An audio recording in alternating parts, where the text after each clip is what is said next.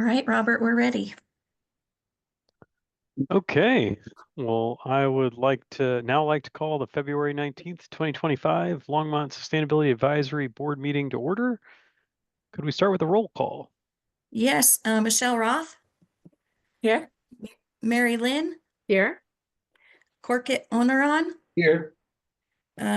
Robert Davidson, Hello, here. Ralph Grosswald, Here. Daniel Leonard, Hi. and Ethan Augreen.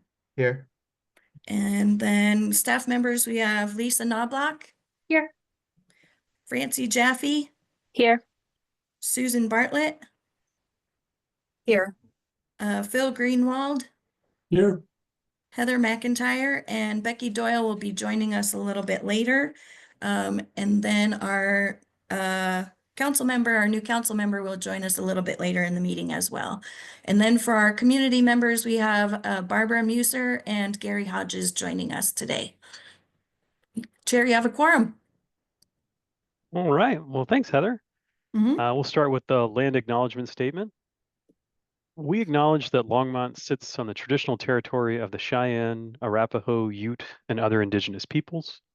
We honor the history and the living and spiritual connection that the First Peoples have with this land.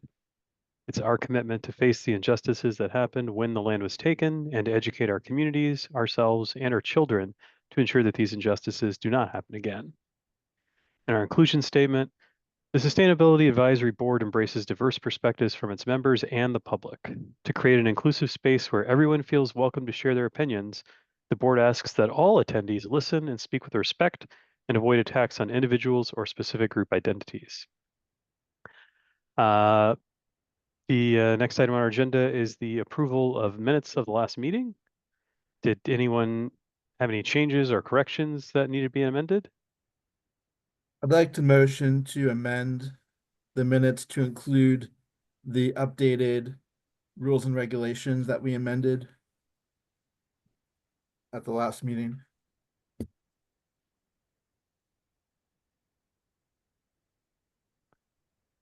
Are there any discussion on that or comments? Wait, sorry, Ethan, do you mean because I know with the minutes they have all the edits we made. Do you mean to list them as they exist now? Yeah, I mean to list the complete rules and regulations as they were amended, including those edits that we made. So that we have a copy of the revised rules and regulations. You're making a motion, Ethan? Yeah. I'll second that. Okay. Before we take a vote, we can have a little discussion. Heather, I wanted to ask, is that something we already have assembled and prepared? Yeah. And would I that can be easy to add? Yes, I can add those as an attachment, and then I can distribute that all to you tomorrow. Okay. Any other conversation on this topic anybody wants to talk about before we take a vote? Well, then all those in favor of that modification? Aye. Aye. I think I counted 7. Any opposed? All right. I think that motion carries. I was just gonna abstain because I wasn't there. That's fine. Were there any other amendments or changes that we wanted to recommend adding before we approve the whole packet? I don't have any more changes, but I just want to commend the secretary on doing a really good job with these minutes that were pretty complex. Agreed. I felt it was a very full portrayal of all the topics we covered. So thank you, Heather. Well, do we have a motion to approve the minutes with that modification, or did we effectively I do that think you previously? essentially did Okay. that with the motion Fair that you enough. all had was to approve with that amendment. Okay. Well then, great. So the next agenda item is to ask if there are any revisions to the agenda or anything else we need to change. Yeah, I'd just like to swap the two general business items so we can have Phil Greenwald go first. He has another meeting to get to, so I want to make sure he can get through his item and then get on to his next meeting this evening. Okay. Anything else? Okay. Well, that's actually what's next then. So we've got Phil Greenwald from the City of Longmont to do the transportation mobility plan portion of the meeting. And Phil, the floor is yours. Great, thank you so much. I'm trying to share my document, so we'll see how that goes. But my name is Phil Greenwald. I'm Transportation Planning Manager with the City of Longmont. And we do have a short, hopefully, presentation for you all to consider. And I'm excited to share this with you as we're kind of in the last pieces of the transportation mobility plan. And I would ask you just to kind of consider this as not the final be all end all. These are the projects that are going to happen for the city for transportation. This is kind of the first step into the ideas of policy and where the city's kind of going with the ideas of different policy pieces that pertain to transportation. So really the next piece that we'll be talking a little bit about in this presentation is the idea that there's a Vision Zero concept. So the idea that we accept zero fatalities on our streets and roadways and bicycle trails and anything transportation related. Our absolute maximum number of deaths that we'd ever accept is zero. And so that is our next step in the planning process. So we do have a Vision Zero coordinator who's currently working on that. Her name is Cami Edson, and she's working on the action plan right now. And that'll come up with the more of the actual step-by-step, where we need to do improvements and why. And it will be based on, that crash data, those fatalities, an equitable piece to that too, as far as who's impacted most, and it really kind of come down to vulnerable road users. And so it really is about people who are walking and bicycling and trying to get to transit by either. Those folks are having the most, as far as a percentage of fatalities on our roadways, those folks really represent the highest number per person, per population segment. So we do want to eliminate those. If you can see my screen, I will go to the next slide and just kind of start on this presentation. Feel free to raise your hand with any comments, but I'm going to try to make this pretty entertaining for you all, hopefully, and we'll get through this together. So thank you for your time. The idea is that we really do want to talk about the plan process to date. We've been spending about 15 months on this so far. Talk a little bit about the recommendations and then a little bit about the next steps as far as the transportation mobility plan, and we will get into that idea of Vision Zero. So the timeline, I think you've seen this before, but I do want to share it again, is the idea that in the winter of 2024, we kind of started this project. It was more like kind of October. This really did get started winter of 2023. And so here we are. The phase one of that really went into the spring of 2024. And so we really did try to look at the vision and goal statements of this plan, capture the feedback on the community's experiences with all modes of travel in Longmont, and get a general sense of were we going in the right direction with where we were with our previous multimodal transportation improvement program. So that's the element of Envision Longmont that we're currently working under. And that's a larger piece of the transportation plan that's part of Envision Longmont. What we're asking to do is with the TMP, the Transportation and Mobility Plan, is replace some of those elements of that and work towards some newer ideas of transportation. There's a lot of things that didn't exist back when we did that in 2016. That Envision Longmont plan is that old, 8 years old, or 9 years old now. So we're really looking at updating some of the language and some of the ideals or ideas that are there with transportation. So phase two happened in summer of 2024. We took the draft recommendations about walking, biking, transit, and driving, and really try to prioritize those lists of capital improvement projects. So using a bunch of different measures, try to figure out what projects kind of rise to the top of how we would do things. If we start to come back with actual implementation pieces and start to look at the corridors and the different pieces, especially when we're looking at the Vision Zero piece of this, which one of those should kind of go first. So again, just trying to rank and prioritize some projects based on car ownership, equity areas that have low incomes, areas with, again, less car ownership than typical around the city, and just the idea of people who have to walk and bike to make most all of their transit trips, and where should we put some of those resources. We did capture feedback on draft recommendations and prioritization of projects. We did hear back from the public on that. And then this winter and still this year, this early part of the year, really working to finalize that TMP and submit it to City Council for adoption. So we're looking ultimately from this group to provide that recommendation to City Council to adopt this plan if you see it that as a possibility. So we're looking for that today. Community engagement, we really did try to get out there and talk to people who wanted to talk about transportation with us. It is not the most exciting topic for some, so it was interesting that we did get 1,350 total touch points. I've seen more people get engaged on different topics, and I think people felt like the transportation component of the Envision Longmont plan was pretty good, was really set. And so we did see some interest though as we went out to the public, and we were excited to talk to folks about where we could do better and what things really needed to be improved. So you'll see that we had survey responses, so that was really popular. Folks were able to put dots on a map and tell us where those locations were that they wanted to see improvements or where they thought there were problems. We had 220 people that we talked to at intercept events, kind of like when we went to some outdoor events like Cinco de Mayo during the summer or during the spring.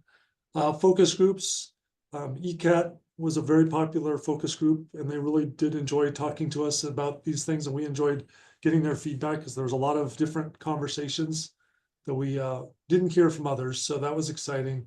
Open houses, we did have 2 open houses. Had about 100 attendees total at those. In the steering committee, we had 25, and so there was a member from this group that was on the steering committee. Unfortunately, they left rather early in the process. We thought we had an alternate, but we didn't. We mostly had our staff support when we talked about the steering committee piece of that once our member left on that one. So that was lacking maybe from the SAB piece of things, but we did get a lot of support from the staff when our person was not able to attend. The TMP documents that you've seen, and thank you, Corkit, for your help on identifying that there was some broken links there when our PDF was released. We did notice that as well and got that up and running as quickly as we possibly could, but we did have that interactive plan summary. I hope you were able to take a look at that. That was listed as an attachment on your agenda item for tonight. So I hope you were able to take a look at that. I think the summary does a very good job in just piecing together the very the overall concepts of these different pieces, and then the full plan really gets into the specific nuances of all those different projects, and maybe is a little too much detail for that level of plan, but that's why the summary is very helpful.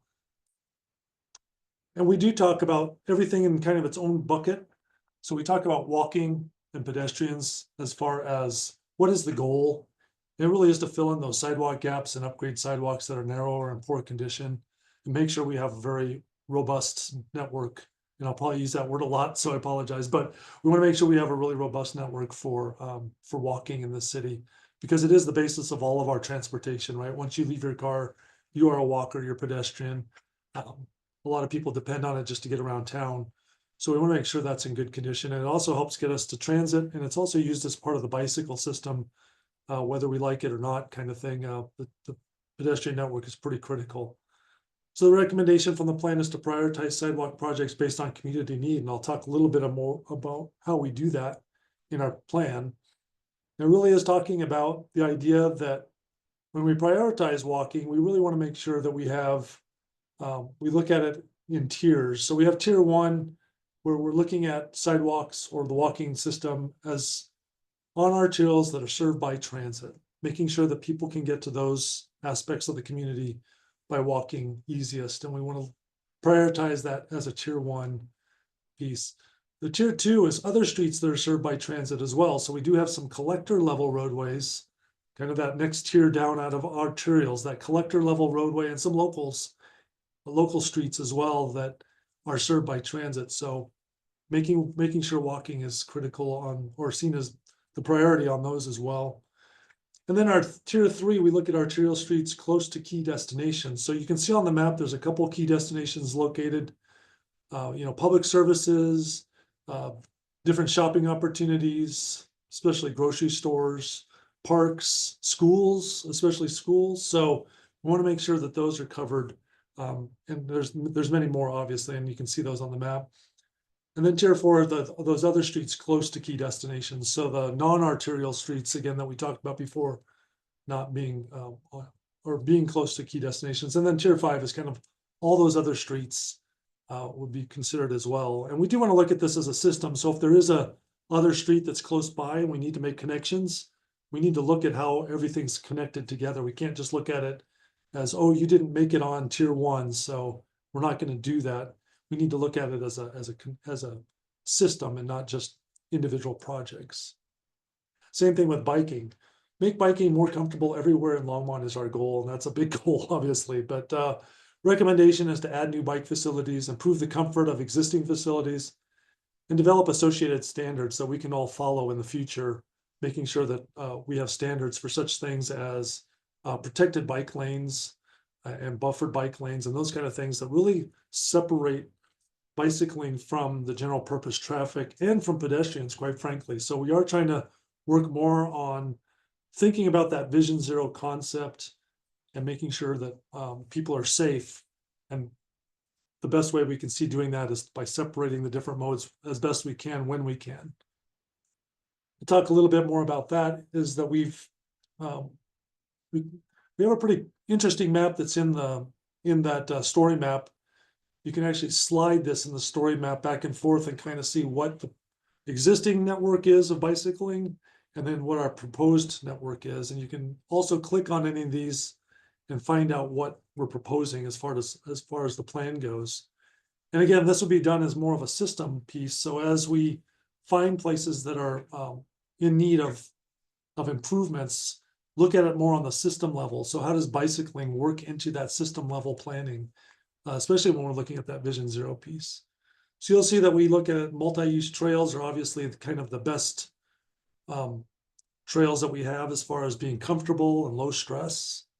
The next level is those protected bike lanes, then buffered bike lanes. So protected bike lane would be something with a physical vertical separation between the bike lane and the travel way for mostly what I'll call automobiles. And then the buffered bike lane is more just paint, so it gives you extra space between the place where you bike and the place where people drive. The bike lanes, a traditional, just a one-line solid paint there. And then we get into neighborhood bikeways where we do try to share the street, but we do try to maybe educate people more with the signage and different elements to talk about how that's really a shared use facility. But bicycling is the priority, and that's what we're looking for cars to slow down and recognize that bicycles kind of have that right of way in those areas. Then we talk about side paths. Those are wider sidewalks that are along basically arterial roadways that you'll see on like Ken Pratt Boulevard or Hover Street or Pace Street. So those are side paths. They're nicer facilities than riding in the street, but they're still just larger sidewalks, but they do provide a function. And then shoulders on a roadway, that's where we get into the state highway system, State Highway 66, State Highway 119. Those shoulders provide some of that access. And what we're trying to do is where we have those can be used certainly, but that's not the priority. That's not the desire. We want to get people onto a better facility than that. And you'll see that on 119 as we're starting to build that new bikeway down the middle with the cooperation of CDOT, Colorado Department of Transportation, Boulder County and City of Boulder. We're all working together to create some of these better networks. And it really does get down to that high comfort, lower stress to introduce people to bicycling who might not otherwise do it. For transit, our goal is to improve transit within Longmont. We certainly want to improve transit with our connections regionally as well. So we do talk about increase the frequency and coverage of local and regional transit and improve the bus stop experience. So we're trying to make it comfortable at the bus stop and then provide more frequency on the buses that run. So a couple different things trying to do there. And you'll see just the short-term transit piece of this, and there's kind of a long-term transit piece of this.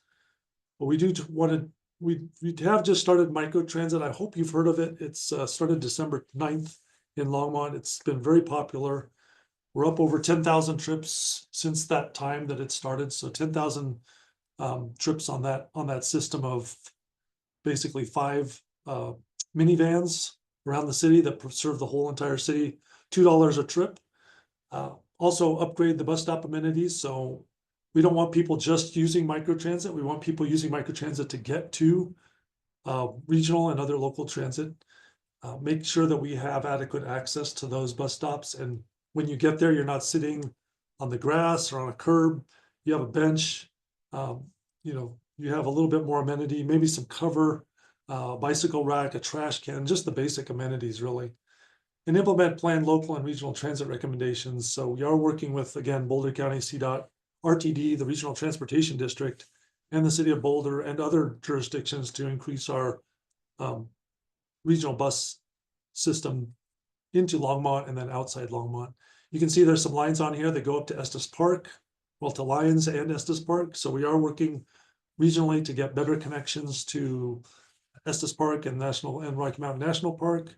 You'll see a couple of connections here north to Fort Collins, Loveland, Berthoud, via both bus and by our Front Range passenger rail that we're hoping we can get online in the next couple of years, all things going well. So there's a bunch of things that we're looking at there.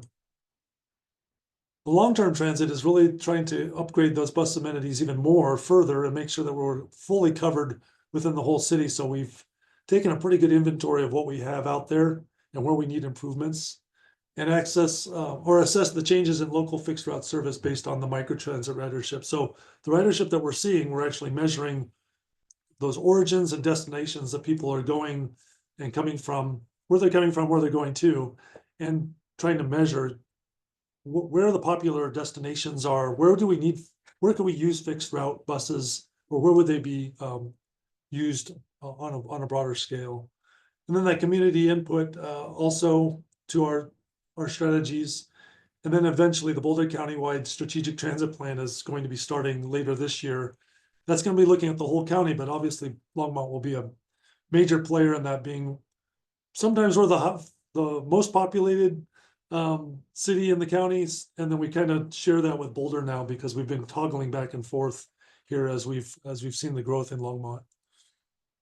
So roadways, we're really trying to make the goal is to make driving safer and supportive of all other modes. So making the driving safer for all of us, but also make sure we're including those other modes because roadways are critical for all modes of travel. So buses have to use it. We walk alongside of it, as we talked about before. We may have to bicycle inside in the roadway or just outside the roadway. So those things are all critical as well. And we do want to focus on safety projects. Adding capacity only when it improves safety for all modes. So we do recognize that capacity needs to be increased, but only if we can make it safe for all modes and not just for vehicles, as we've been doing for the last 100 years, quite frankly. Proposed roadway projects, we talk about these in terms of multimodal safety intersections, and really intersection projects are all your dots on that map. The roadway projects are more of those linear pieces, and the bicycle related roadway projects are the orange lines where we would want to do improvements and enhancements to the roadway, with bicycling being kind of that higher priority, but with all the different modes in mind.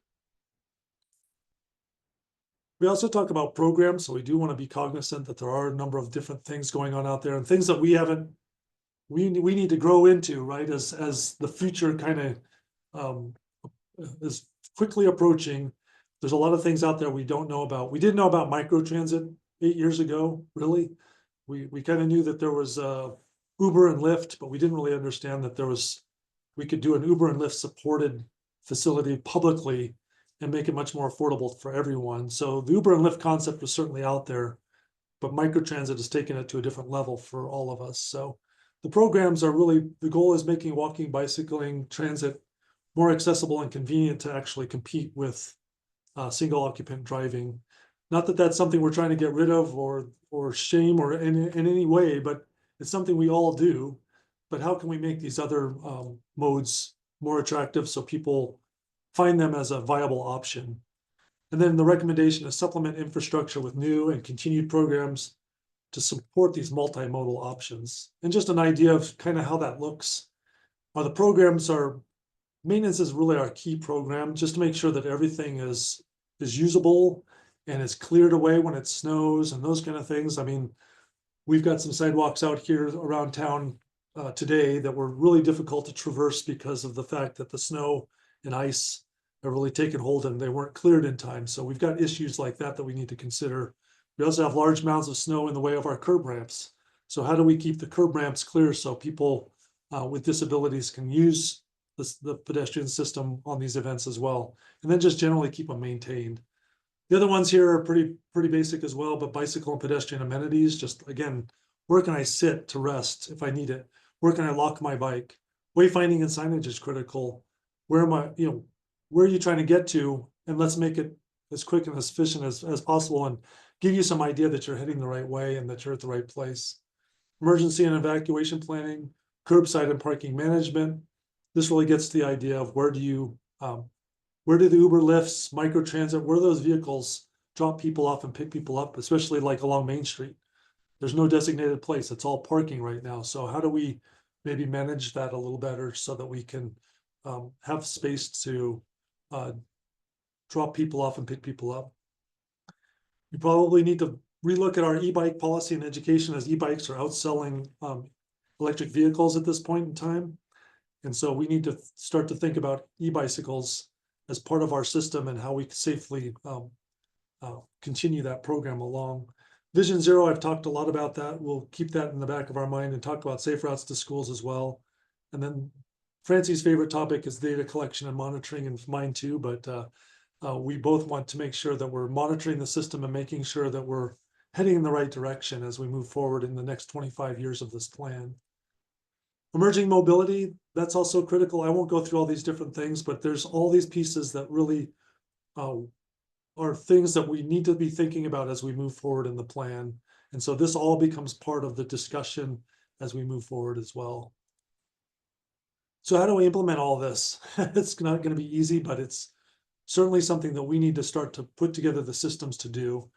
And that's using the different pieces that we've put together for project prioritization. The plan monitoring table. So just make sure that we're always monitoring as we're moving forward and being very transparent with the public on how we're going to plan to move forward and what we're getting done as we get those things checked off our list. Then those funding sources are critical as well, because we do not have the funding as a city to do all these projects. We need to go out and leverage that funding against other grants and funding opportunities that we have out there. And we've been very successful to date. We just need to continue and keep our eye on that prize. The top priorities: safety, improving biking, and then those transit investments so that we can better move people as we do not have the space anymore to just widen to the ability that many have seen in other cities. I just got back from Arizona, lots of roadways right in the Phoenix area, very wide. We don't have that luxury to be able to widen our roads, whether we want to or not.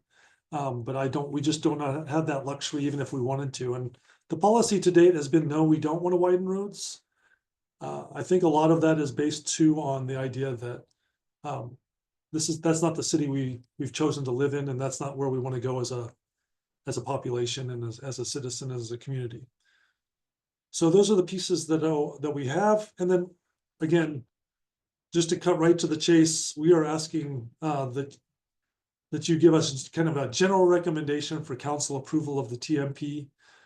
We did just close public comment yesterday, so unfortunately this slide is a little old with that concept, and I do talk about that. February 18th was when we closed that review of the plan, but We're still putting in those comments and making sure that we're covering what people are talking about. And the schedule is just, we did close that community review. We're certainly willing and want to take your comments if you have them. And then March 4th, we'd love to go to take our TMP to the city council for, again, general adoption of those larger concepts. So thank you for your time today. And I see there is a question already. So Chair, I defer to you. Yeah, thank you, Phil. I really appreciate the presentation. And yeah, we'll open up to the board members for their thoughts and comments. Ethan, you got your hand raised? Take it away. Thanks. Yeah, I read the plan. I think it's a good start in many ways, but I did have a couple of serious concerns. One is that I was looking for inclusion of disabled people and only saw that at maybe 2 or 3 points in the plan. And I think that should be integrated more deeply. And can you add a section that's dedicated to disabled folks? Because they really should be front and center. They often have the hardest time traveling. Yeah, thank you for that. We do try to make that pretty evident throughout the plan that that's part of that community that we're talking about. But if it was not clear to you, I want to make sure that we are clear about it in the future iteration of the plan. So thank you. Yeah, and then second, I was feeling pretty good about the plan until I reached page 81. And then you get into intelligent transportation systems, automated enforcement, electric vehicles, and autonomous and connected vehicles. And each of those does have safety risks, and they could have unintended consequences and hazards.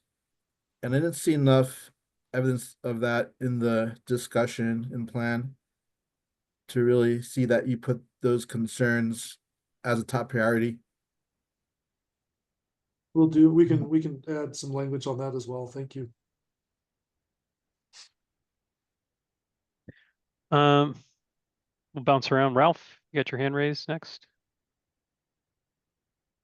Yes, Phil, thank you for this presentation, and it's quite an impressive document. Took a good part of my day trying to review it. I had about 5 questions written down, but you pretty well answered most of them in the presentation. So the one thing that I thought was most critical that I would like to ask is, at a time when the plan is encouraging more pedestrian traffic and more cycling, and at the same time, we don't control the growth of our city in areas like downtown that we want to be accessible. What is the solution when you can't do much more? You can't make room for more cars. You can't make room for much more in the way of bicycles. What do you anticipate happens in these very dense areas that most of our residents want to access? Yeah, that's a great question, and that gets into those more specificity that's not in this plan necessarily, but there are some projects that try to tackle some of those concepts, and one of them is relooking at basically all of Main Street corridor, both north and toward the center of the town, as far as relooking at how we move people to and through those corridors. So one of the concepts is looking at North Main Street as far as, again, getting people to that corridor and across that corridor, so it's not the barrier that it is today. And so really trying to look at how we cross that corridor and how we access that corridor with bus rapid transit. And then down on Main Street, where we're down more of the downtown location, it's relooking at the 4 lanes, 5 lanes almost of traffic that, well, it's almost 7 lanes when you start talking about the parking lanes. Yeah. How you take that full roadway width, that whole cross section, and relook at how we use that space.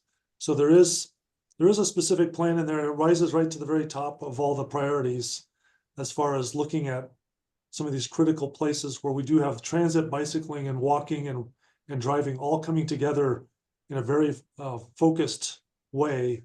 And so that's one of the concepts that's being considered out there. But there are other corridors where that also happens, on Pace, on Hover. So we are looking at the different corridors, but those are the 2 on North Main and then Central Main that really rise to the top as far as having that bus rapid transit component as well, but then also wants to be very walkable. So I appreciate those comments, because I think that's that next iteration with Vision Zero. We're really walking the fine line of trying to do the policy stuff with this plan and then trying to do the project things with the Vision Zero plan.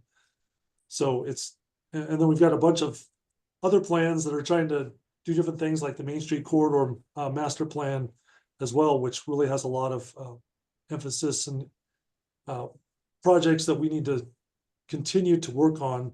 It doesn't go away with this plan. This one just really talks about priorities and different emphasis. Thank you. Daniel, you got your hand raised? Yeah, thanks.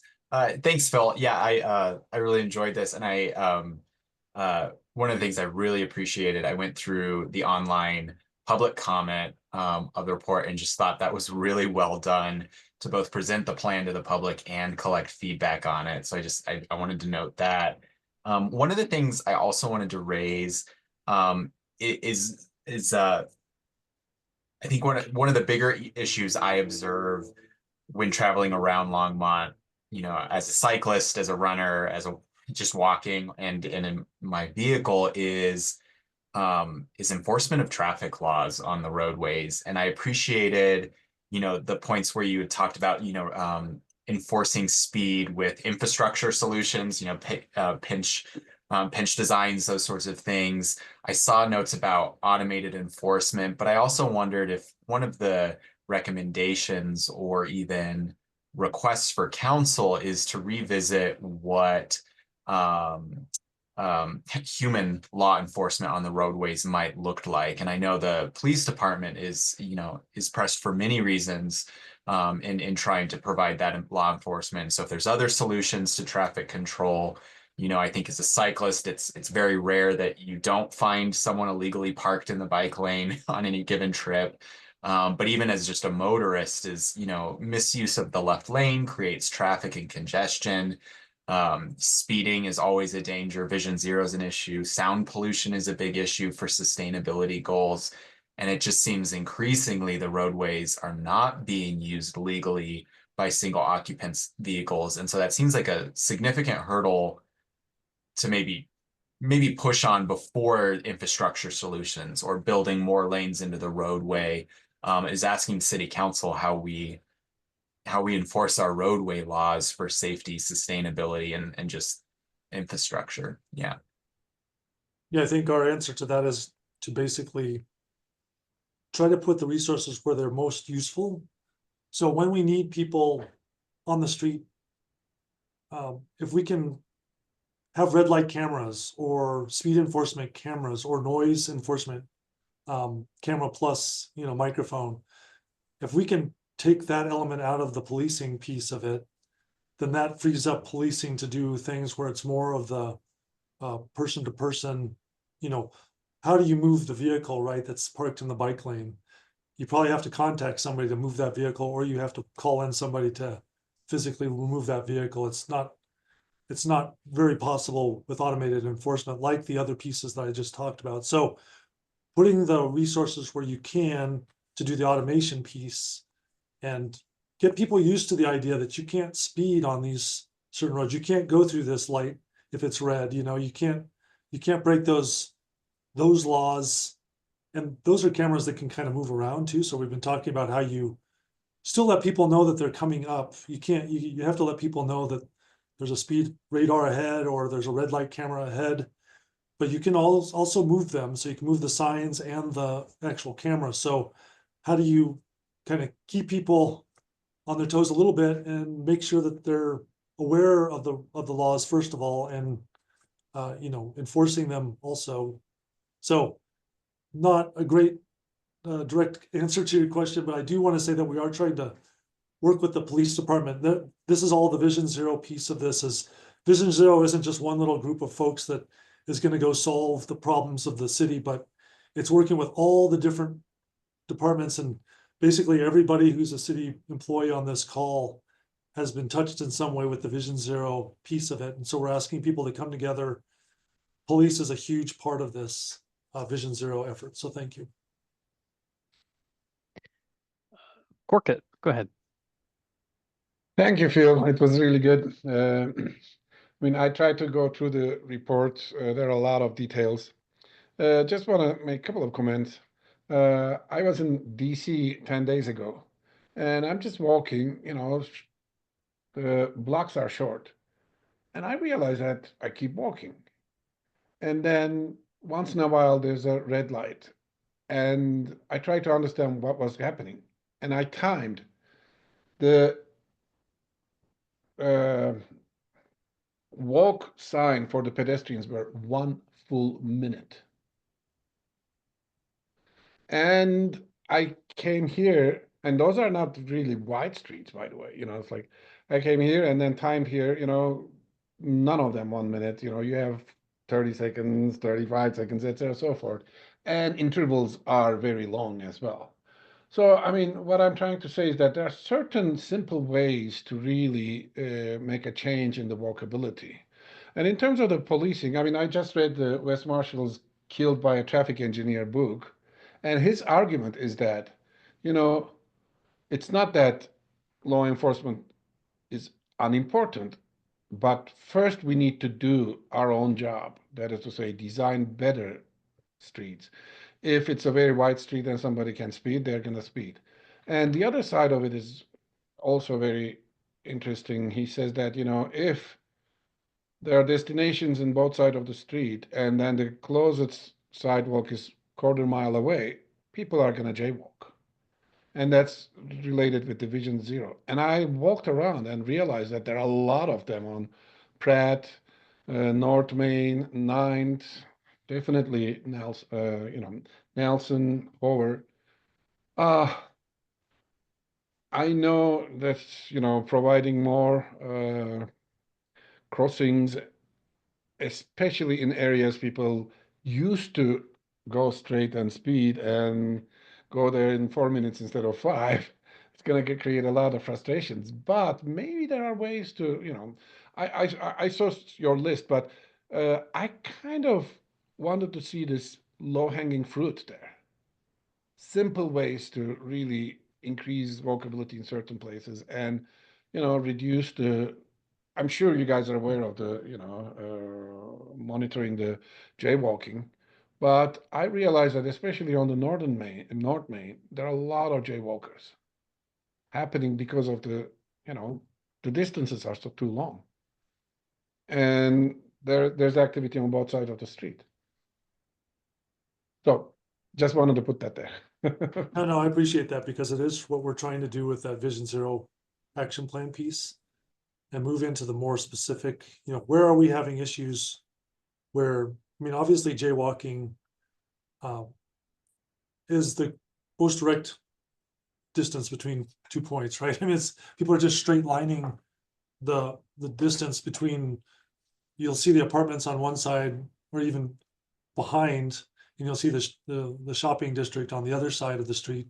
And it's an easy equation to work out how people are doing that. So, excuse me, we're working with Regional Transportation District as we put bus rapid transit up and down Main Street, especially that north portion of Main. Is as you put in stops, we need to have a mid-block crossing piece to that, because people aren't going to go up to the signal, walk all the way around and go, half mile out of their way to get to a bus stop. They're going to run right across the street. We understand that it's happening now.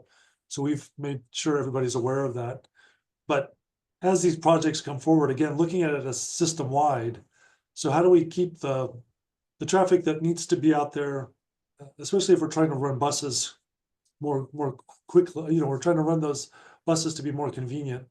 How do you get people to those bus systems on bicycle and walking, and then make it so it's safe, so people can get to whatever mode or get on whatever mode they're using or use whatever mode safely, but then also be able to cross these major barriers as vulnerable road users. So we're seeing that quite a bit. And the idea is the low-hanging fruit would be with the Vision Zero action plan. So that's going to start looking at some very specific ways of making streets safer for all. And so that's really where we're kind of putting a lot of the, how do we fix it? How do we implement this plan? It'll be in this next iteration that you'll see coming later this year. So I apologize, we're all gonna have to wait. And this really is trying to say, this TMP plan is really trying to put it out there is as a society, as a community, are we good with the idea, the concept that instead of really building robust roadway networks for single occupant vehicles, which we're all very accustomed to using and are very happy with the way we can kind of travel across town, except for certain times of the day, of course, when we get a little upset that, hey, why didn't that left arrow turn on for me? Or, why am I stuck at this signal? Or why is there so much traffic on Hover at 4:30 or 5 o'clock in the evening? So we are trying to get to that next iteration of, well, we're not going to widen Hover any more than it is, because that would require a lot of property acquisition.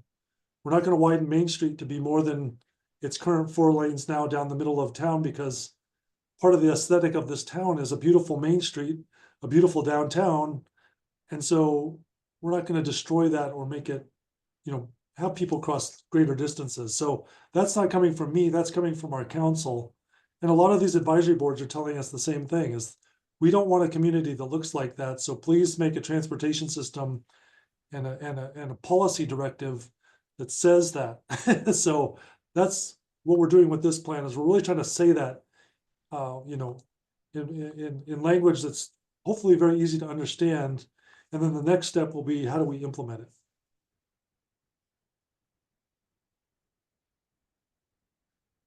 Well, thank you, Phil. I don't see any other hands raised. So, oh, Mary, go ahead. Sorry, missed you there. Hi, Phil. Thank you for your presentation. So a few years ago, when I was trying to understand what it means that Longmont has designated itself a smart city, I started looking into what are the elements of a smart city, and one of them is increased automation and use of technology for analysis of data. And I looked into a number of the different cities that have had Vision Zero, which is a smart city project for the longest time. And every single one of them has over time become more and more increasingly dependent on cameras and AI and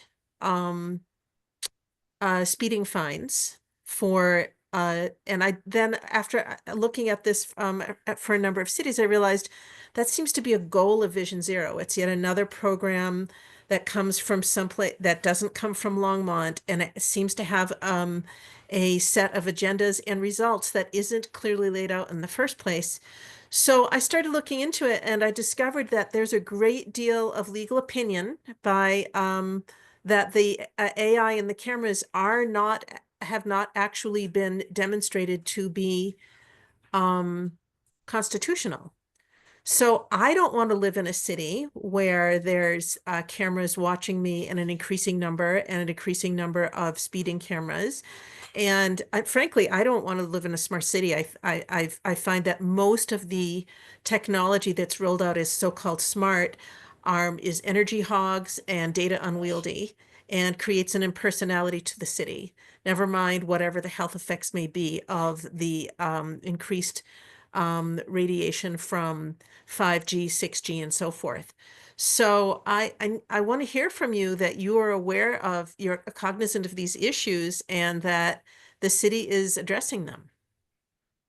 Well, I appreciate that comment, because it's very critical that we think about Vision Zero and this TMP. I mean, this TMP is very much a local plan, right? We did this all staff level. We all put this together. We worked on it. We went out to the community. We got information from the community, and it really is locally driven. It's no different for Vision Zero. Vision Zero is an international concept of just driving the idea of, we do not accept anything more than 0 deaths on our streets. So how do we get to that level? And we can do that any way we want as a community.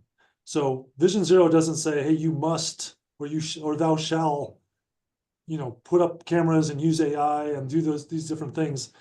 It basically says, here's some concepts of working together with your community and getting the buy-in that you need to make sure that people understand, what the rules are, what's the rules of the road, how do you educate people on those different elements. But And Longmont is following the path of all of the other cities. It is putting up more cameras and using AI. Well, it is able to do that. I mean, there is, that ability has been opened up to us. And I think the idea is, Well, the city has been doing it. I mean, it's putting up more cameras all the time. How many are we up to now? Yeah, I couldn't tell you And because it's about to roll out actual speed enforcement of the speed cameras that have been put up. So Exactly. actual fine enforcement of the speed cameras that have been put up. So Yeah. do you know how AI is being used in the city? I mean, these are very important constitutional legal issues that the first city to go is going to be in a world of hurt, and then all the other cities are going to be scrambling to take out tens of millions of dollars worth of technology after you know, the first case is won. And I know a lot of people who just don't want to live in a city where traffic issues are That's the solved in point we that need way. to get from you. As we work through this action plan, it's not a closed system for the community. It's very wide open as far as your involvement. So please be involved in the action planning or the action plan process for Vision Zero, and make sure those issues are stated, because it's very critical that we understand that. I mean, as you said, there are already a number of cameras. A lot of them are being used. Dozens. Yeah, a lot of them are being used for good things, I believe, but maybe, you know, we're on a different page there, but we have, you know, we have found a lot of stolen vehicles using these cameras. The cameras also are used to, so that you don't need to have, basically, you can have a bicycle trigger a traffic signal and not just a car that weighs 2,000 pounds. So we're using the cameras for a bunch of different reasons.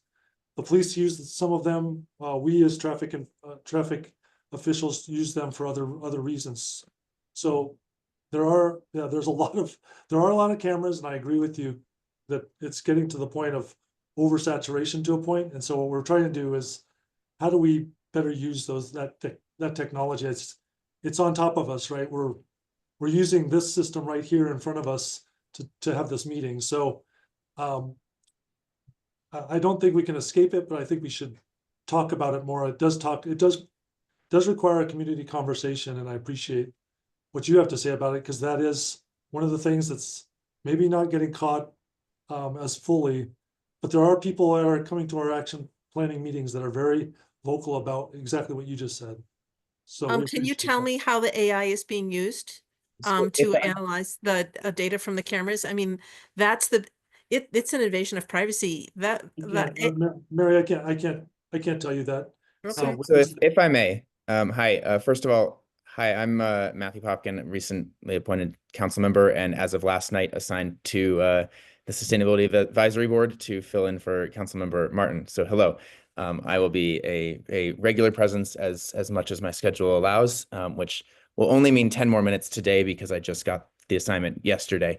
Board Member Lynn, I just want to jump in here and say, like, I think you're raising some useful questions. I want to remind the board of like the purview and scope of the Sustainability Advisory Board. If you do have questions though about how some of this technology is used, feel free to send me those questions and I can work that through the process too. I will just say, for as Phil was stating on the Vision Zero goal and framework, that is, yes, an internationally recognized now kind of goal or target and aspiration, if you will, with a framework and some strategies that are recommended there, but it is not a prescription. And it is not a prescription that every city must adopt in terms of the tactics, strategies, and technologies used. It is a goal and a target that each city and municipality that's participating, and any other organization, can work towards and bring in the strategies that make sense for that community, like Longmont, to try to achieve those aspirational targets. So Matthew, have you seen any cities that have achieved these targets without AI and surveillance cameras? Because every single one that I've looked at is very, very heavy on that technology now. I know that those technologies are being used for this, and what I'd suggest is if you want to take this offline with me, I'm more than happy to discuss it and look into that. I do follow a lot of what cities are doing across the world and across the country on a range of different technologies and tactics. So would be happy to look at that. I don't know the role of AI when we specifically define what artificial intelligence is. We need to be precise about that. So I'd suggest we take that offline so we understand exactly what you're asking about. And can look at it's non-human analysis of traffic patterns so as to be able to change behavior or fine or censure behavior. And by the way, You're new to the board, welcome. I want to let you know that this is perfect. This type of question is perfectly within the purview of this board. This is a concern related to sustainability. Well, I AI think is what we very should do here, expensive. It takes up a lot of it takes a lot of it's very costly. It and it takes a lot of human power and a lot of energy to maintain. So it I- is absolutely within the purview of this board. Yes, thank you, Board Member Lynn. I'm aware of the technological and energy uses of that. And what I want to suggest the board here is be precise about what those definitions are, how it applies to the board's purview, and what technologies we're talking about in terms of this specific topic as this is presented from Phil and the transportation team. So you would be able to find out how the city, how many cameras the city has, how much data is taken, how that data is analyzed, and where the AI is used? I would be more than happy to explore that. And Thank you. I'm sure that we can find that. I'm sure that we actually do have data on that. It just might take a little time to pull together. So, and I did see Becky come off mute. I don't know if she was, or off camera. I don't know if, or on camera, if she wanted to weigh in here, but otherwise Becky and I can take that, Board Member Lynn, and get back to you. Yes, that was what I was going to suggest. Thank you. all right, what I think we ought to do here, Ethan, I'll let you decide after hearing this whether we need to ask the question or follow-up comment here. We do have a number of items on the agenda we need to get to tonight, and I want to make sure we have an opportunity to give them all the weight that they deserve. I think we've had a chance to kind of hear Phil's presentation, think about it, and that the ask of this board was to consider whether or not we would be willing to endorse the plan and provide our recommendation and support behind it. So I think it's probably time for us to consider that topic. So I move to recommend the transit mobility plan to the city council as the advisory board. I'd like to second that. okay. Before we take any vote, any final conversation on that that hasn't already been discussed? All right, well then, can I, all those in favor, please vote. Aye. All those opposed? Okay, well, it looks like it carries 5-2. And Phil, I really thank you for the presentation and engagement on all these topics. Before we move on to our next topic, I guess I don't know if it's appropriate to amend the agenda here, but Councilmember Popkin, as a new member of the board who has 3 more minutes with us, is there anything you'd like to add here at the moment before we move to the next item? No, I wasn't even planning on saying as much as I already did today, but just wanted to say hello. I will be trying to join you as much as I can. I have a background in energy and environmental policy and sustainability, and that is both my day job and my educational background. I'm looking forward to working with this board in advance of the numerous different topics that come before it. I do have some familiarity with how the boards and commissions operate, having served on the Planning and Zoning Commission for 2 years as well. And so I look forward to working with you all. And if you have separate questions for me outside of the time that I unfortunately do not have beyond the half hour today, be more than happy to respond via email. And I would just ask if, I guess, if you, Robert, or if Heather could make sure that my city email gets circulated with members in case you all have questions. I'll take care of doing that. Thank you. Thank you very much. And I did just want to thank you for your time tonight on this transportation mobility plan. Thank you so much for your time and questions. Appreciate it. Thank you. Thank you, Phil. Appreciate it. Well, up next on the agenda, Francie, we've got you with the 2024 Sustainability and Climate Action Progress Report. So take it away. Great. Thank you, Robert. My name is Francie Jaffe. I'm an internal sustainability coordinator, and we are presenting our annual summary report of progress towards completing the Sustainability and Climate Action Plan. As a reminder, this is a summary report. There's a lot of work the city does, and I do my best to pull highlights, and I'll rotate through highlights from different projects. Just wanted to mention that we can't always fit everything that the city is working on. And before I kind of, our main ask today is to we're going to be taking this summary report to City Council in April. And I would love to include comments from this board and feedback that we can bring when we send this to council. But before I do that, I just want to do I believe everyone on this board has I've done a walkthrough of Longmont indicators, but I just wanted to start there since that's where we're pulling the highlights from. And then I'll pull up the actual report itself and kind of pull out a couple of highlights to talk about before turning over for your all's thoughts and comments.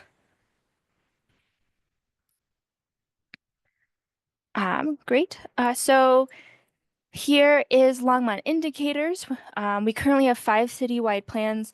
The focus of the annual report is specifically on the sustainability and climate action recommendations report. But if on Longmont indicators, we currently have 5 citywide plans, or in the progress of adding more plans. And in the future, we'll have the transportation mobility plan that Phil was just presenting today, so that you can track even more plans than just these 5 from the city. As a reminder, you can either click into an individual plan to learn more, or we have this nice feature on actions, which always takes a second, and you can kind of filter by overarching theme. And you can then click into a specific plan. So you can kind of click into something like tree canopy. Thank you, Ethan, for your comments over email. I actually was planning to do this in my demo anyway, so I'm glad to see that was something you're interested in learning more about, since that wasn't in the annual report summary. But you can go on here and see updates on all actions, whether they're highlighted in the annual report or not, as well as kind of indicators at the bottom. So you can see the 2024 plantings for these trees, either through Arbor Day sales by the city or through development. There is occasional indicators like tree canopy or the greenhouse gas inventory that are not updated yearly. Most are updated yearly, but tree canopy, greenhouse gas emissions, those you don't see a significant difference year to year. So tree canopy is actually updated closer to 8 to 10 years. So later in the decade, we'll see an update to tree canopy, but you can see this supporting data here. So you can walk through different actions and click through them on each plan. I'm going back to the home page. We have our most recent greenhouse gas inventory. We're actually just beginning the process for our update. And then there's also several different indicators here that you can click through. You may see some that still have 2023 data. Unfortunately, not all data is available by mid-February. We work to update it as quickly as possible, but sometimes there's data that's just not available until later in the year. And Ralph, I'm still working on that intro video. I still really like that idea. And we're making progress. We just had some delays on the Spanish side of making sure that was real up to date. So I just want to make sure I hadn't forgotten about that. But basically, an overview of me walking through that will be there in the future. So we basically will pull kind of highlights from staff doing updates on Longmont indicators into this annual report that is shared with council. Some highlights here, I just wanted to call out, so here's where you can see actually some of this 2023, 2022. We don't have 2024 data yet. I just wanted to call out that the fleet, they're doing. Sorry, Francie. The indicators page is still up. Did you? Oh. You know? I didn't share my screen. I shared a specific thing. Thank you for letting me know that. Let me switch. Okay, there we go. That should be the report, not the indicators page. Thank you, Lisa. Yep. Got it. So here's where I'm showing the 20. So we call out, just because similar to how we highlight specific actions, we'll call out specific indicators as well. So this fleet target here of alternative fuel vehicles. So that's vehicles whose fuel source reduces tailpipe emissions. We are expecting a big jump in 2024. There are 60 hybrid police vehicles that isn't included in that number, and staff are currently doing a audit of our fleet. So we're expecting a large jump when we have that data. We also highlight some more of our community engagement work. So our Equitable Climate Action team has given feedback on projects that the city is working on. Sustainable Opportunities Lifestyle and Leadership, which is at in-home sustainability appointments, did 57 last year. I also just want to give a call out. They have that many scheduled this year already. So they're actually on track to, I think, doubling that amount this year. And then there's work being done with neighborhood programs and businesses as well. In this section of the report, the Climate Action Recommendations report and the Sustainability Plan are very integrated. There were some sections from the Climate Action Recommendation report that were a little bit separate, so we could pull those out here, and then all the other kind of indicators, you'll see that little call out at the bottom throughout the rest of the plan. But just wanted to call out some extreme heat work that's being continued. The Whole Home Health Program provided support to specific single-family and multifamily households, and design is underway for some community-driven cooling solutions in 3 of our neighborhood parks. Just kind of pulling different things. There's work being done right now in air quality. We do a lot of regional work with others across Colorado on air quality, and last year staff received a almost $300,000 state grant to do some more in-depth research around air quality data. Let's see. Some other exciting things that are happening. There's a lot of projects that are underway to improve city-owned facilities, including design is almost complete on some solar projects at a city-owned facility that should complete construction this year. And then also a Longmont Housing Authority multifamily development will also have solar, which is expected to have construction complete next year. A lot are parks, open space, and trails. A volunteer program continues to grow. With over 6,000 hours of volunteer service, and we're actually due to that growth, they're expanding some positions needed to manage that. Phil just talked a lot of great stuff about the transportation mobility plan, and he mentioned Ride Longmont, which was launched last year. Our phase 3 of the universal recycling ordinance is underway, focusing on composting. And then I just wanted to highlight in water that our environmental affairs team is doing work to improve public drinking water through black flow prevention and lead and copper monitoring. And then the last page is just some highlights. I note this unfortunately is still blank. We still have not received our score from the Climate Disclosure Project. That's supposed to come out in Q1. So we can update the board once we receive our score. And then I also had a slight error. This had said 82%. When in the version that you all received, it's actually 83%. So I'm going to stop my share and just see if there are any specific feedback that the board would like us to bring to City Council. Well, thank you, Francie. As always, I know it's a ton of work to pull this stuff together. So thank you for all that work and for presenting it to us. Ralph, I think I saw your hand go up first. Yes, thank you. Thank you, Francie. Very quick question. I noticed that the air quality information was from 2021, and I saw that you have this on greenhouse gases in particular. And I saw that you got this grant that you highlighted also, the $295,000. So will that money go towards updating a little more current information on greenhouse gas issues? Yeah, thank you for that question. That money is separate. We do our greenhouse gas inventory every 3 years. So separately, we actually did begin a process for developing our 2024 inventory, and we're working towards that right now. But that's separate from the air quality research that's being done. Thank you. Mm-hmm. Daniel, you got your hand up? Thanks. Yeah, Francie, these are my favorite projects. This is so cool. The indicators website continues to be just I mean, really, hats off. That's so good for transparency. It's so easy to use. It's fun. One of the things I was going to mention though with the report is it's so positive. It makes me feel so good about all the work we're doing. And I wonder if there's an opportunity to make sure, the audience receiving this doesn't hear, we've got this in the bag, everything's on track, don't need to do anything. City's got this taken care of.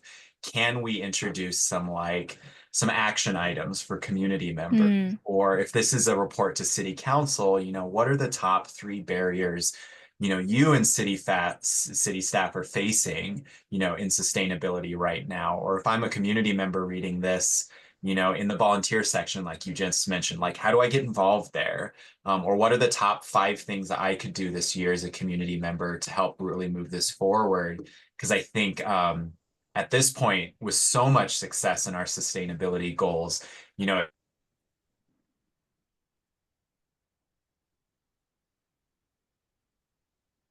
Did we lose you, Daniel?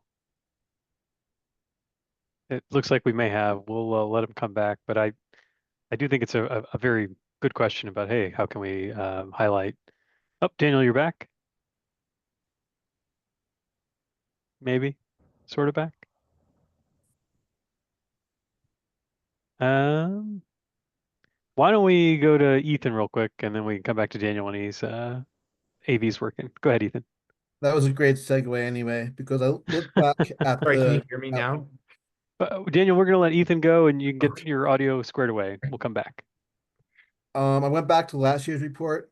I noticed there was a decline in the number of goals that are on target, about 5%, 52 down to 47. Could staff explain the reason for that negative progress? Yeah, let me so let me see if I can quickly pull up and make sure I'm answering the specific ones that we saw a decrease in progress towards. So let me because I don't want to give incorrect information. So let me pull up those.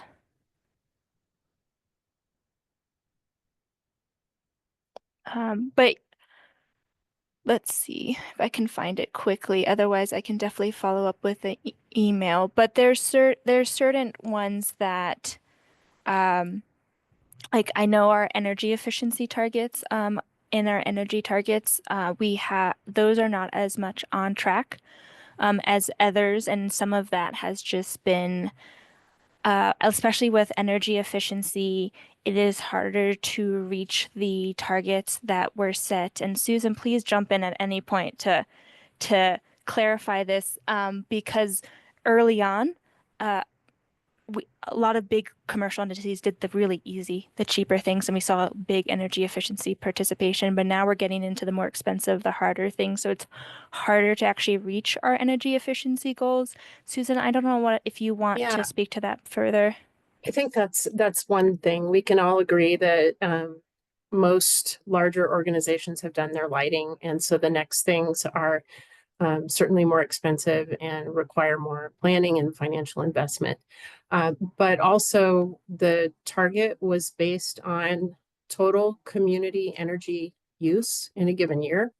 So a 1% savings, a 2% savings over total energy use, and didn't account for growth or load growth. So we've seen not only the population in Longmont growing and development happening, but we're also seeing EV charging and electrification, and those components weren't considered in the original target. So we're doing some research right now to see if we can identify a better method for measuring our success with energy efficiency. It's really important. We need to continue to drive and promote efficiency, but we also want to be able to measure how we're doing in a way that's more accurate to that work. And so once we define some options for metrics that may make more sense in the world of larger loads, then we'll work with Lisa and Francie and bring that to council for approval. Quick follow-up, if I may, drilling down a bit more. Does that mean that we're not seeing the benefit from advanced metering? Are you relating efficiency and advanced metering? I think Yeah. we have more tools at our disposal. We have more information at our disposal to help us identify ways to improve efficiency. But the work still has to be done, like knowing when you use energy and how much doesn't change the fact that you're still using it. So we have to take that to the next level and engage people about either behaviors or improved envelopes or equipment. You know, it's moving the dial a little bit more with actual projects. Daniel, let's kick it back over to you. When we lost your audio and video, you were asking about if there's any things that are like barriers or a way to give a balanced message that doesn't just highlight the successes, but also where we have some opportunities or hurdles. Yeah, I mean, that's exactly it, is to make, if we can use this as a communication tool to galvanize action in this area, particularly because it is going to get harder and it is going to get more expensive. And so being really clear with the community of, you know, these are the things we need to be working on. These are the challenges that we need help overcoming to build on that success, to keep it going. Yeah. Yeah, thank you, Daniel. And you had given a similar piece of feedback when I did the mid-year report, and so we did talk about it and kind of chatted about how we wanted to frame that in this report, and we're still open to changing that. But for what we landed on is there were a couple of spaces, kind of, I think. I think what we mainly landed on was that Longmont Indicators has that functionality of this is late, why it's late, which ones are not on track, and they kind of using more of the site as that place to show, hey, here's where we're not on track, here's why we're not on track, and less the report for that purpose. So that's kind of, since we're a little bit limited on space in the report, so trying to kind of use the report more as like a highlight reel, and then have the website be more of that, hey, the transparency of when things are a little bit delayed. Lisa, did you want to add to that? No, I just wanted to see if you wanted to pull up indicators really quickly and show people how they can see that. And I did just want to call out the last page where we do try to be very transparent about where we're on track and where we're not. But there's functionality on the indicators platform itself where you can see what actions or indicators and where they're at in the meeting. There you go. Yeah, on this dashboard piece. So people can see that, and you can click into the individual indicators. And if it shows that they're not on track, we require that people actually put in content to explain that. But I do like some of your other comments, Daniel, as well, in terms of having there be also an opportunity for a call to action. And, you know, I think maybe your point about having some bigger picture barriers could be included kind of within the space that we have. So we will revisit that. Thank you. And that's even too, is like, you know, not to like expand the report, is even just like, you know, a note on the volunteer section. Like if there is something me as a community member I could be doing of, you know, interested in joining a volunteer program, go to this link. Because I think it's so much cool work, but to be able to say, oh, I don't think it communicates there's something I could do in each of those sections. And so like those small notes of helping people access that, because I think, you know, we see that in a lot of the research around climate activism, is people are just overwhelmed and they don't know where to begin.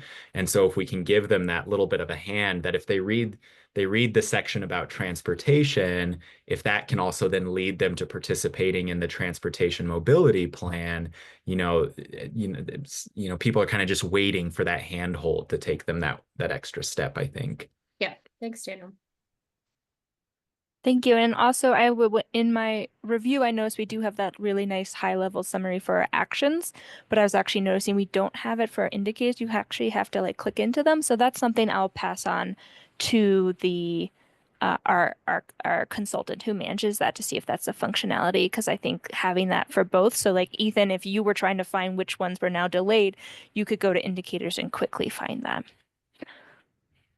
Thank you, Daniela. Michelle. And Ethan. Thanks. Yeah, thanks for presenting that.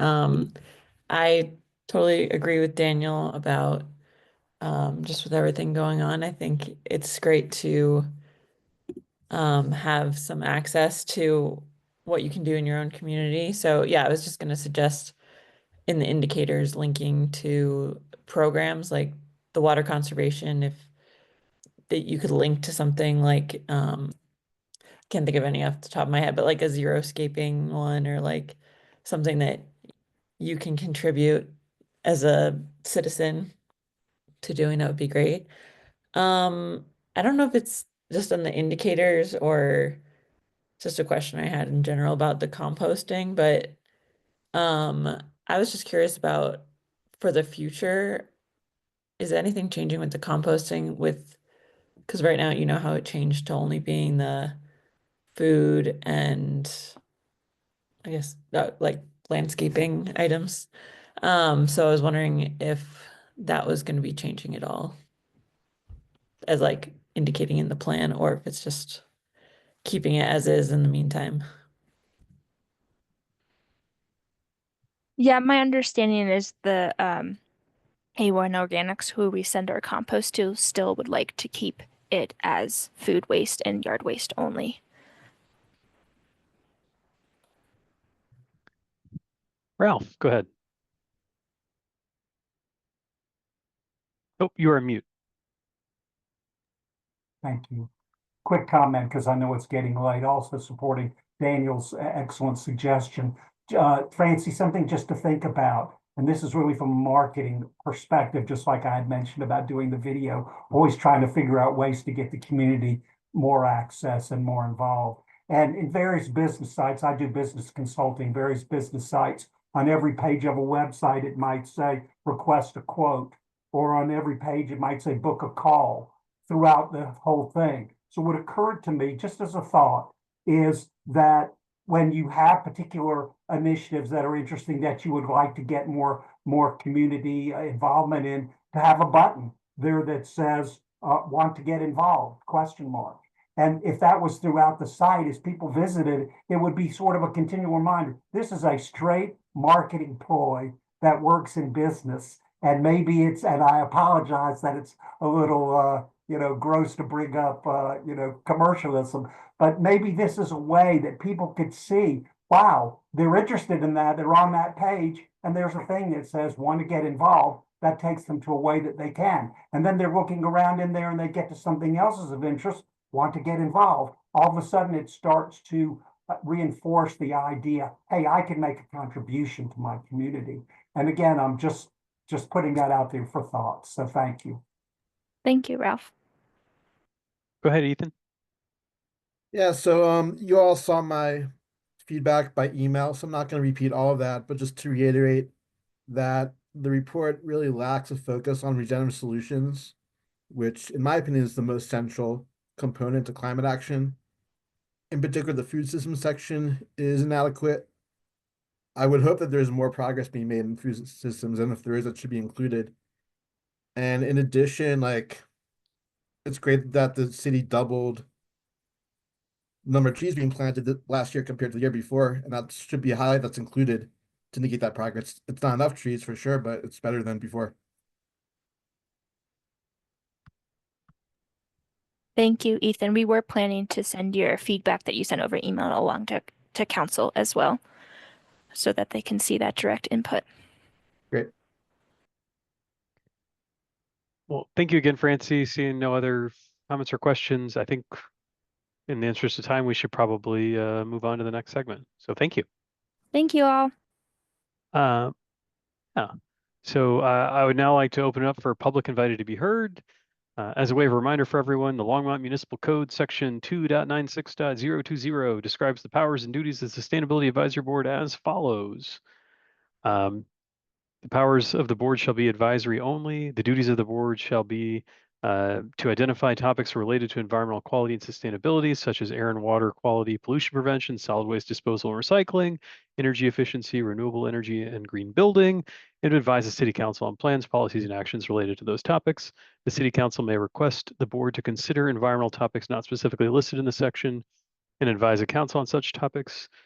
To advise the City Council on the environmental and sustainability aspects of city plans, policies, and directives and related goals and strategies, and to define goals for the board and prepare work plans aligned with the board responsibilities to advise council on environmental and sustainability topics. So that's what we're here for. Anyway, each person who is wishing to speak, I think we have one person registered to talk. You're going to be unmuted to speak one at a time.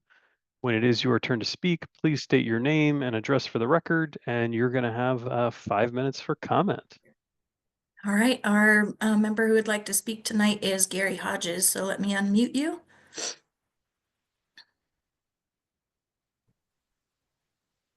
Hello, is that coming across? Yep, we can hear you. And I think from before, no video, right? That's fine. correct. Okay. Go ahead. Gary Hodges, 2148 Stewart Street. So I'd like to, I'm going to frame my talk, at least starting with the key Longmont sustainability indicators page that was just, Francie just went over. So the United States is responsible for about 15% of global CO2 emissions. If my recollection of populations are correct, Colorado is responsible for about 1.25% of the United States emission budget.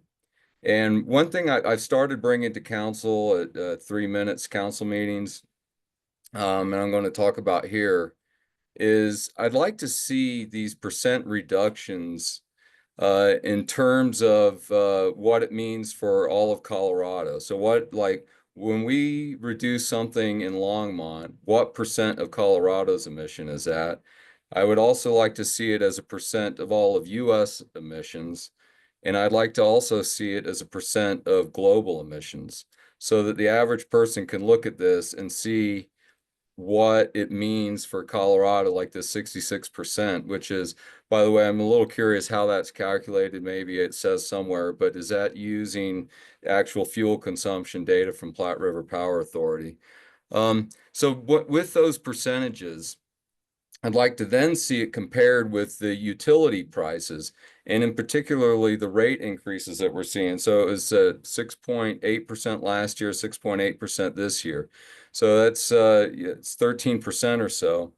And so that the public can easily look at this and say, okay, my utility bill has gone up 13%, and we have reduced the CO2 emission by this percent compared to all of US emissions. So that right now it's all but impossible for the typical resident to logically look at this and decide if our pursuit is worth it, to see if it matches up, the percent decreases in emissions match up with what they're paying. So again, going back, let's see. So CO2, how they're calculated again, is that just with is that with actual fuel consumption from Platte River Power Authority? EVs, we have on there 100%, excuse me, where was it? Oh, well, anyhow, the note 2, zero emission vehicles have zero tailpipe emissions instead of zero emissions from the full life cycle of the vehicle. Okay, so I'm glad that's there because an electric vehicle is really no different than an internal combustion engine, and in fact might be worse than internal combustion engine. So what is the motivation behind adding zero emission vehicles? Is it to reduce CO2? Because if it is, that's not happening. Okay, I've got a couple minutes left. I'm going to scroll down in this where under adaptation and resilience. So projects to address extreme heat continued through 2024. So does everybody know that cold kills 10 times more people in the world than heat? So, and model, if you look at the model projections of warming and you add the increased number of people dying because of heat events and subtract off the number of people that aren't dying because of cold events, there's actually a net decrease in death through warming of the atmosphere. And I'm not suggesting that we should try to warm the atmosphere or anything. I'm just trying to, bring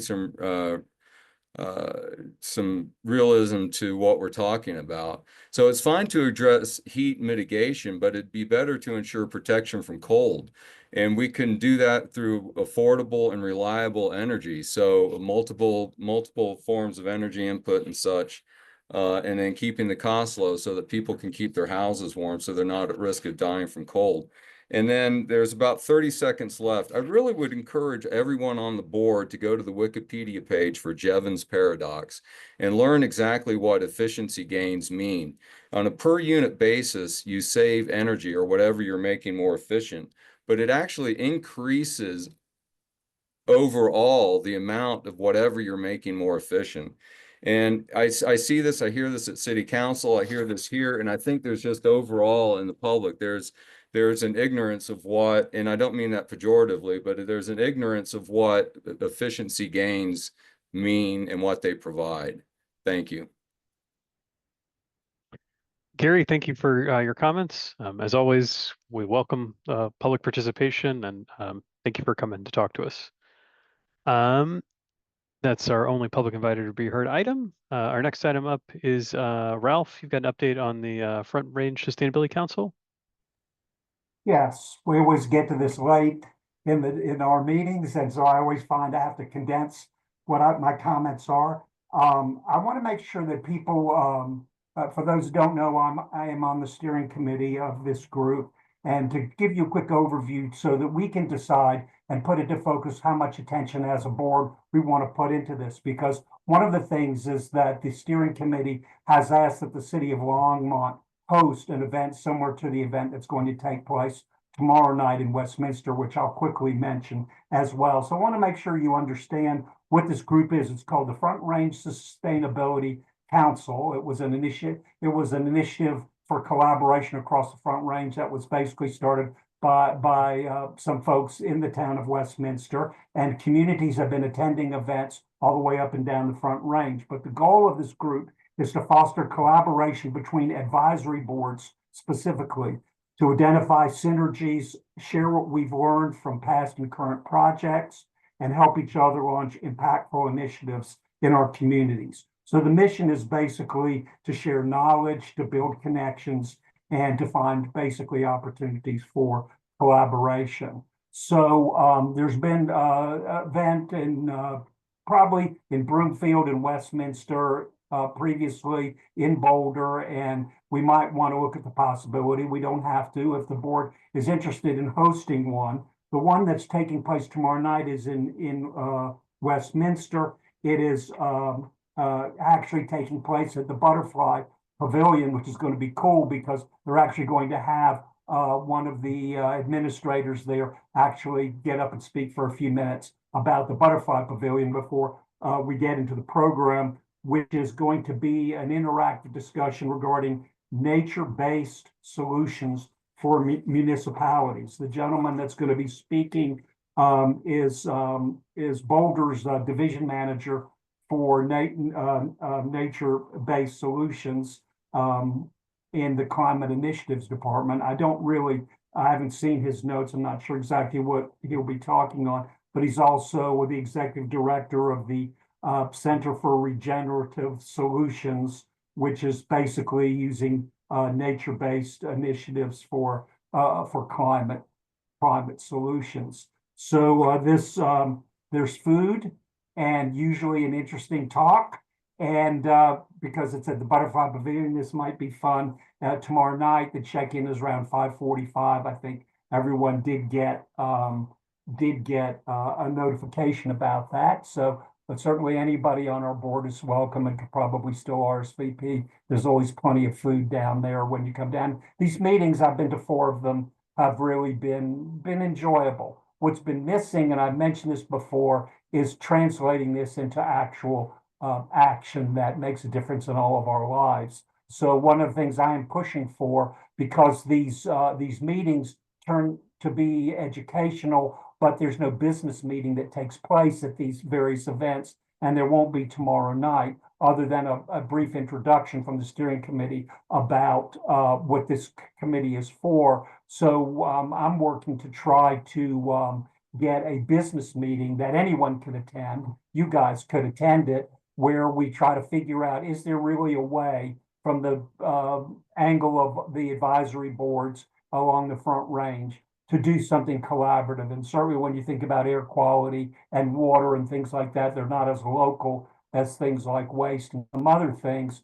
And our group, as I've mentioned before, and the work that the city of Longmont is doing, other than I haven't talked much to the Boulder folks, but I've met people from 4 or 5 other communities, and we are so much more sophisticated they are, that we could be leaders on the Front Range in helping for collaborative things if we choose to do that. One thing I would like to put before the board is, do we want to host a get together like this? What it would involve would be, we would get a place, staff would maybe have someone come and speak on a topic that we could choose, or we can ask the council itself if there's a particular topic. But, I had presented Daniel's very good idea on transportation, and maybe that's something we might want to do.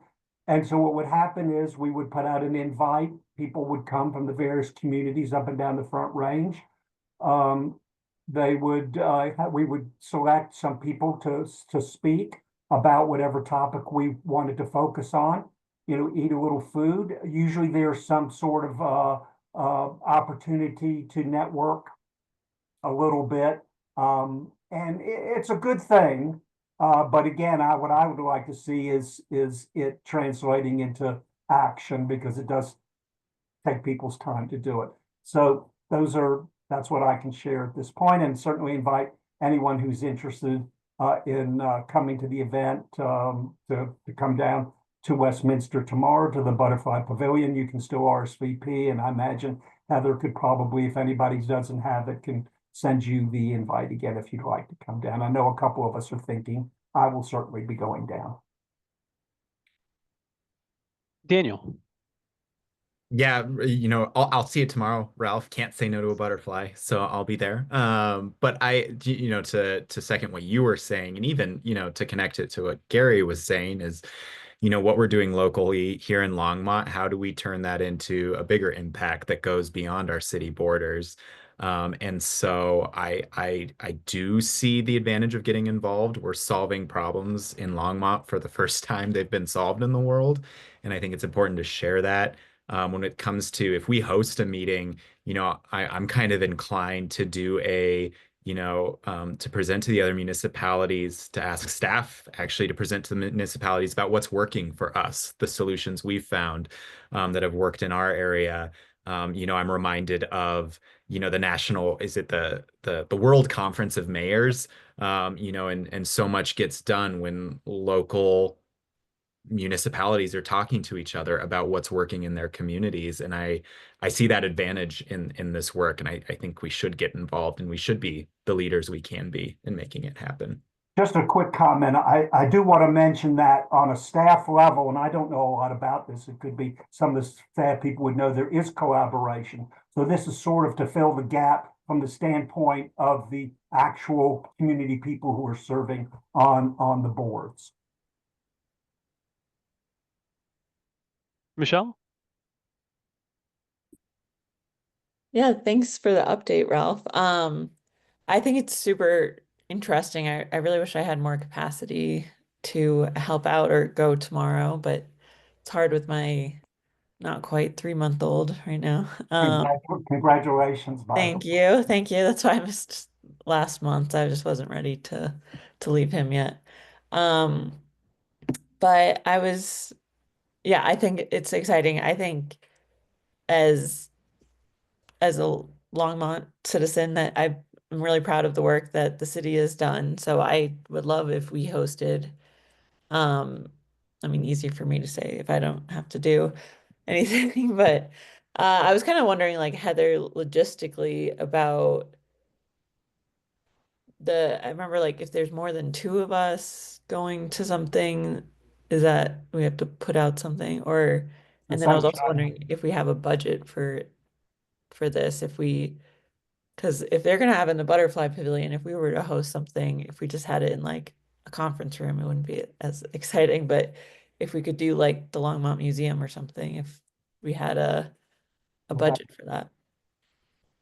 Yeah, we'd have to look into that. I don't know what the cost for that would be or where budget would come from. I don't think it would be from the city budget, but I don't know if I'm not sure how that would work. So that might be more something that our staff would need to look into to see how that could be possible.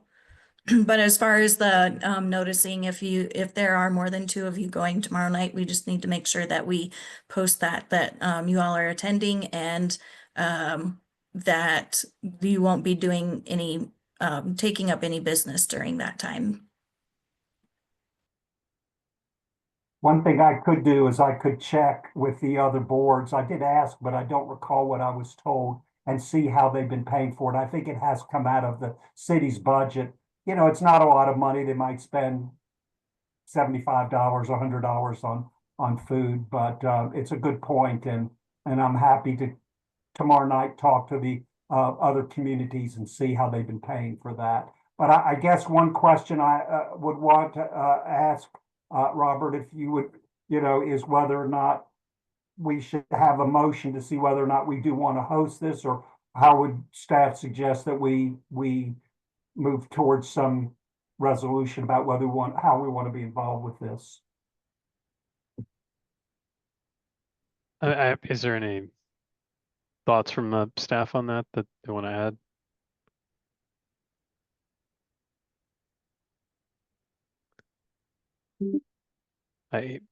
Sorry. We're Oh, go ahead, trying to Becky. work that out. Yeah. So we might need to get back to you with some ideas and potential costs, but I think feel free to make a motion and we can figure something out. Okay. Would it be appropriate to make a motion then that we host? Then I would like to do that.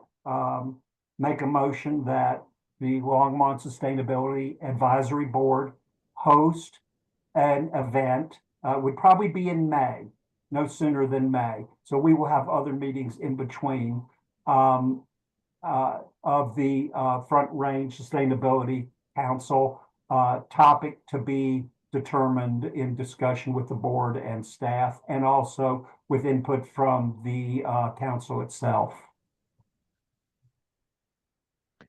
Is there a second? Second. Okay. I think in the interest of time, I think we've kind of discussed this a bit, so I don't know if we need any further discussion. So all those in favor of that? Right. Okay. It looked like it was unanimous. Any nays? See any? Okay. Well, great. Have to get to work on that. Thank you, Ralph.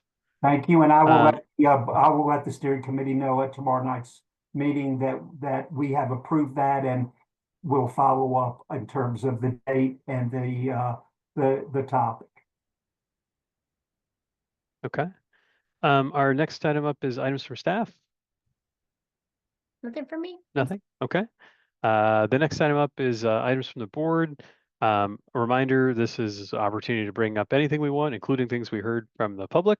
And we do have an item already on the agenda, Ethan, about our potential future composting facility. So take it away. Thank you. I believe the board members received an information packet about this with some background info that you can refer to while I'm speaking. So in 2019, Longmont acquired the 115-acre Distal property in unincorporated Weld County using exclusively open space funding, and Longmont entered into a leaseback agreement until 2033 with a gravel mining and asphalt production company located on site. There's currently a gravel processing facility and asphalt plant on the property.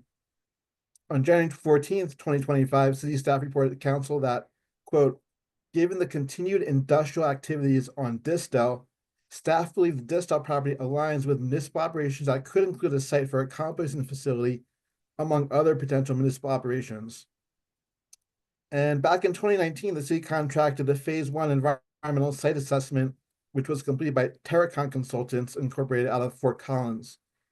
This phase 1 ESA did find multiple recognized environmental conditions, including a historic produced water spill, a used oil spill, insufficient containment of above ground storage tanks, and a strong odor of hydrocarbons.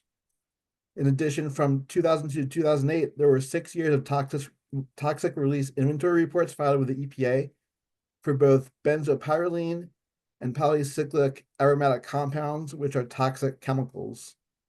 The types of industrial activity occurring at the Distel property are also commonly associated with heavy metal exposure. The final recommendation of the phase 1 ESA was explicitly, quote, based on the scope of services, limitations, and findings of this assessment, Terracon recommends additional subsurface investigation to evaluate whether potential releases from the identified recognized environmental conditions have impacted environmental media on the site.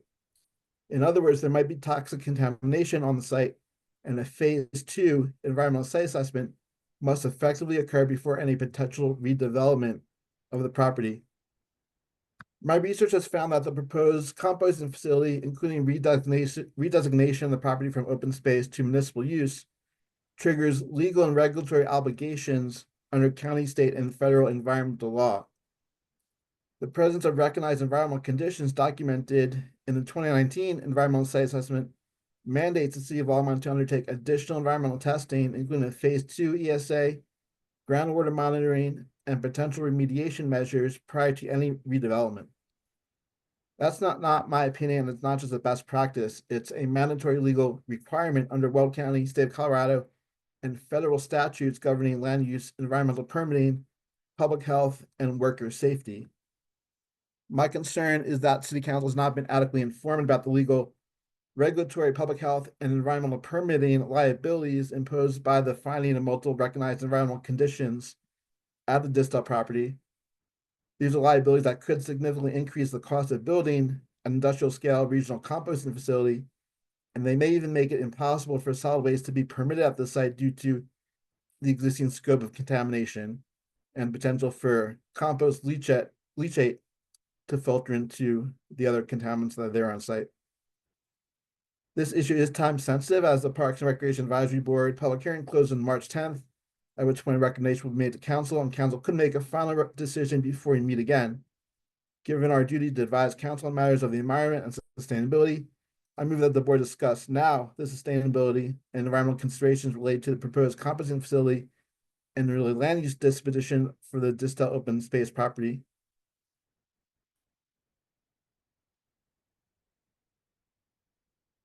Thank you, Ethan. I don't know if anybody has any questions or comments on that. Go ahead, Daniel.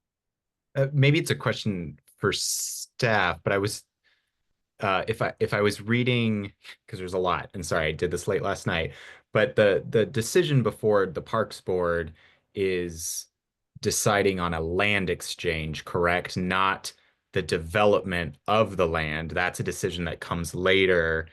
And so what I'm wondering then is, Ethan, to your point, if there is a decision point coming after the Parks decision where these considerations would be made, these legal questions would be asked, and or the question might be brought to us about, is this a composting facility? Or I know they're also considering whether it should be a fire training center, which of course is also really needed as well in this area now. And so I guess my question is what is the decision that's coming up, and is this the right point for us to insert ourselves, or is there a better opportunity? And Daniel, I'm happy to answer that.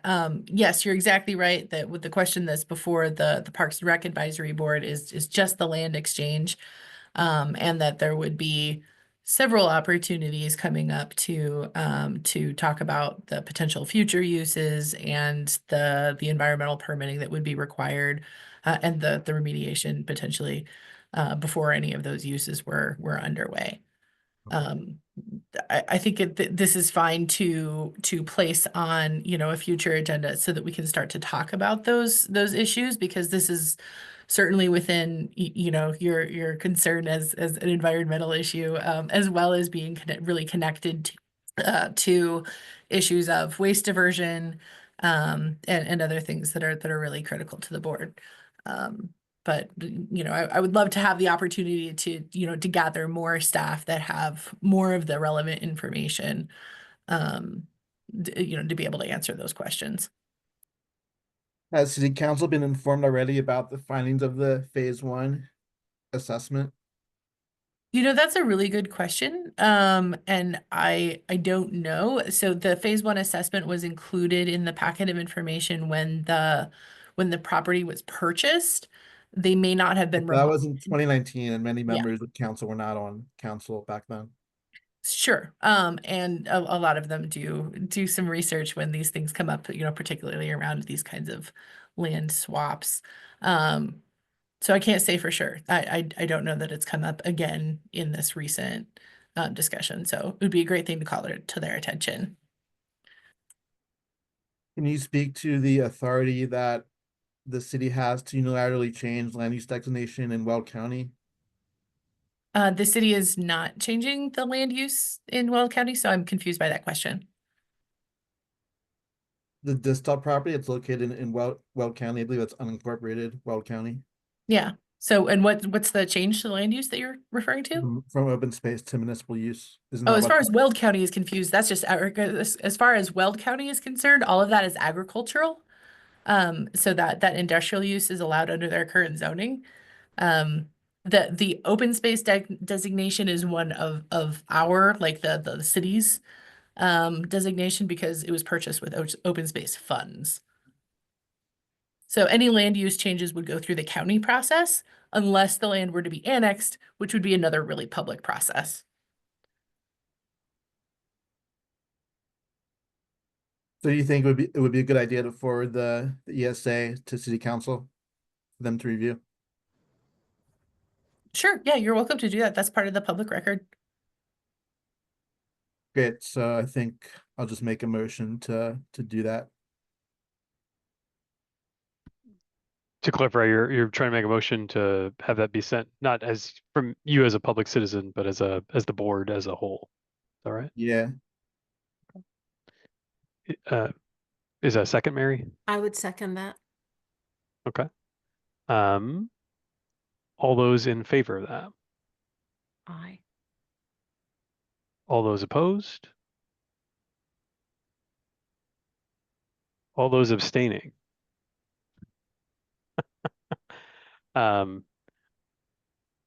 Heather, I'm no expert on the rules. Does that carry? Does that not carry?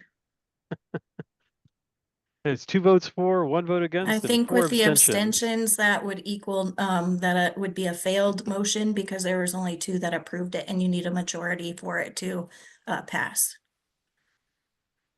Okay. I will defer to your expertise there. Whether passed or not, though, I think Ethan, appreciate you looking into this, and I think you're on the right track of we should ensure city council is aware. Yes, if I can make should a do that. quick comment, just I hated to vote against it. I probably could have abstained, but I think the same reason, Ethan, that this is sort of over my pay grade. But I do want to commend you for bringing this to our attention and encourage you to make sure and follow up directly with city council. And if at some point down the road it makes sense to bring some expertise in to get us a little more educated, I just want to thank you for bringing it to our attention. I wish I could have made a more informed decision about it. Daniel.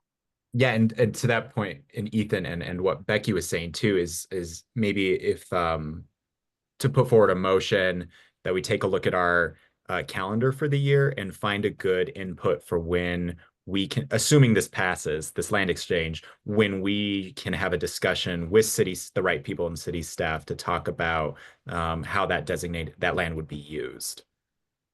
So yeah, so putting forward a motion to look at our calendar, find a time to have a full discussion about how that land is used. Is that a formal motion or just something that you think we should do Formal in the motion. future? Formal Sorry, motion. okay, And yeah, sorry. I'll second Gotcha. that. Yeah. I'll second Ralph, that. second that.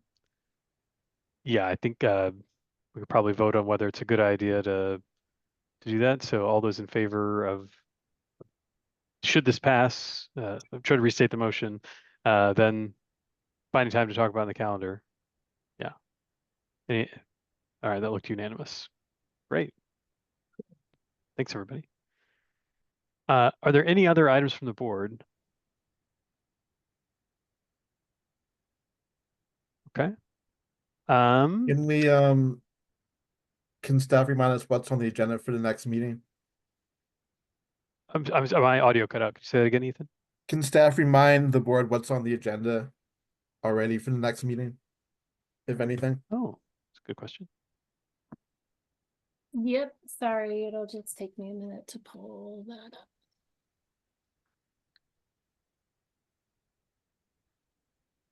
Apologies.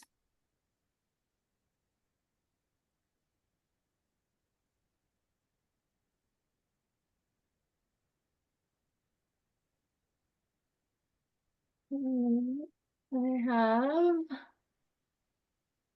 Right now, I have a request from code enforcement for you all to provide feedback on criteria for more natural landscaping.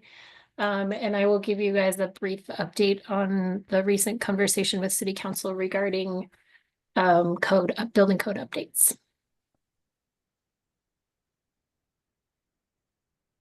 Perfect.